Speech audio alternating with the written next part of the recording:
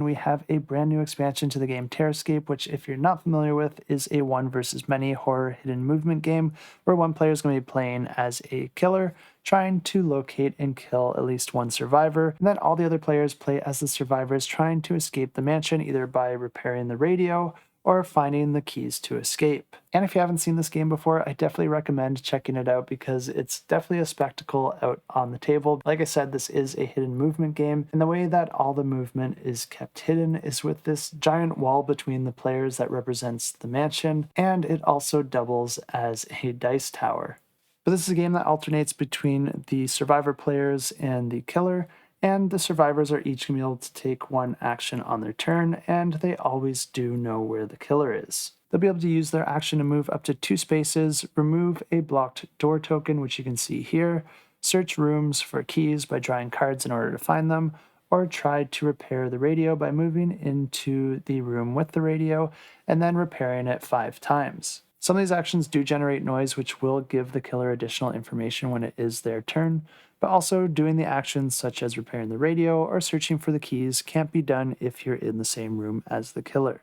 The killer's side of the board is identical to the survivor's side of the board. The only difference is that they don't know where the survivors are located. The 2 things that the killer always knows in real time is if a key has been found, and also if one of the blocked door tokens has been removed. Other than that, at the start of their turn, the only other information they get is where noise has been made within the mansion, but they don't know the order that the noise happened. Players will just be telling them where to put those noise tokens in no particular order. But the killer is going to be managing a hand of action cards, and at the start of their turn, they always get to draw 2 more into their hand. And these actions are going to allow them to move, which will notify the survivors. But there is also some cards that do allow them to move silently, which is the only way that the killer can move without the survivors knowing. But they can also use actions to add more blocked door tokens, force information as to where the survivors are, or even generate fear to any of the survivors that are within the vicinity of the killer. And this is going to cause them to add more of these skull icons above their card. And once that happens the 3rd time, that's going to be instantly revealing where that survivor is located. This is great for the killer because their last action is the search action, and this allows them to reveal any survivors that are currently sharing a room with them. And then that's instantly going to trigger a battle between all of those characters and the killer, with each of the characters being resolved one at a time.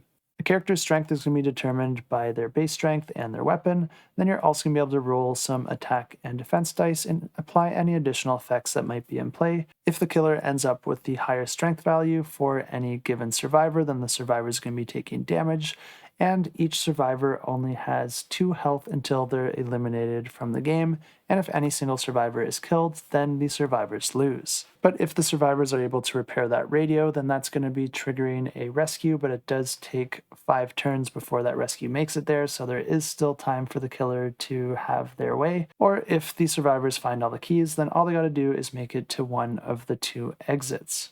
But this new expansion is going to be adding a bunch of new content into the game, as well as some new storage solutions, foiled cards that look really nice, as well as a new killer, and of course a bunch of new survivors. What's really interesting is that they're also going to be adding a new map that you can mix into the game, and I'm sure there'll be a bunch of other surprises with this campaign as well. And if you are interested in this one, I'll be following along with it, and if you do want to lock in that free gift, you can do that as well, and I do have the link down below.